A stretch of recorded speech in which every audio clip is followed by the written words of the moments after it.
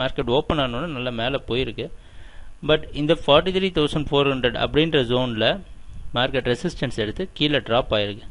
So drop ஆனாலும் நம்ம mark பண்ணியிருக்க இந்த 42,800 அப்படின்ற ஜோனில் சப்போர்ட் எடுத்து கம்ப்ளீட்டாக மேலே போயிருக்கு. இன்றைக்கி மார்க்கெட் எங்கே ஓப்பன் ஆகலாம் அப்படின்னு பார்த்தோன்னா இந்த 43,500 இந்த ஜோனில் இருந்து இந்த 43,700 இந்த ஜோன் உள்ள எங்கே வேணாலும் ஓப்பன் ஆகலாம். ஸோ இது கீழே ஓப்பன் ஆகிறதுக்கு சான்சஸ் கிடையாது. ஒருவேளை இதுக்கு மேலே வேணால் ஓப்பன் ஆகிறதுக்கு சான்சஸ் நிறைய இருக்குது. இது கீழே ஓப்பன் ஆகிற சான்சஸ் ரொம்ப கம்மியாக தான் இருக்குது.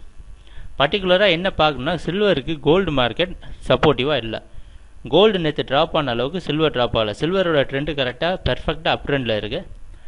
பட் கோல்டோட ட்ரெண்டு பார்த்திங்கன்னா கன்சாலிடேஷனில் இருக்குது. ஸோ இன்றைக்கி கோல்டும் சப்போர்ட் பண்ணால் சில்வர் ஓரளவு நல்லா மேலே போகிறதுக்கான வாய்ப்பு இருக்குது. ஸோ நம்ம சில்வரை பொறுத்த வரைக்கும் நமக்கு ட்ரெண்டில் எந்த சந்தேகமும் இல்லை.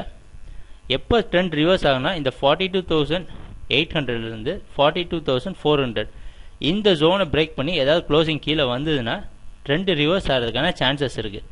ஸோ அது வரைக்கும் பட் ஆனால் ஸ்டாப் லாஸ் பார்த்தீங்கன்னா எப்படியா இருந்தாலும் இதில் இருந்து 42,700 42,800 600 இந்த அட்லீஸ்ட் 40,800 வரைக்கும் ஆவரேஜ் பண்ணுறது ரொம்ப முக்கியமானது. ஸோ ப்ரைஸ் அதிகமாக மேலே ட்ரேட் ஆகுனா அதிகமான எக்ஸ்போஷர்ஸை மேலே யூஸ் பண்ணாமல் ப்ராப்பராக கீழே வர நல்ல லெவலில் பார்த்து இந்த மார்க் பண்ணிக்க சப்போர்ட் ரெசிஸ்டன்ஸ் பார்த்து ஆவரேஜ் பண்ணி கீழே ஸ்டாப் லாஸ் வச்சுருங்க. ஸோ ப்ரைஸ் மேலே போனாலும் சரி ஒரு 400-500 பாயிண்ட்ஸ் போக புக் பண்ணிட்டு திருப்பி கீழே வர பை பண்ணிக்கலாம். ஸோ நீ ட்ரேட் நடக்கிறப்ப என்ன நடக்கும் அப்படின்றது சைட்டில் அப்பப்போ அப்லோட் பண்ணிகிட்டு இருப்போம். ஸோ ட்ரேட் பண்ணுறப்போ பார்க்கலாம். தேங்க்யூ, பாய்.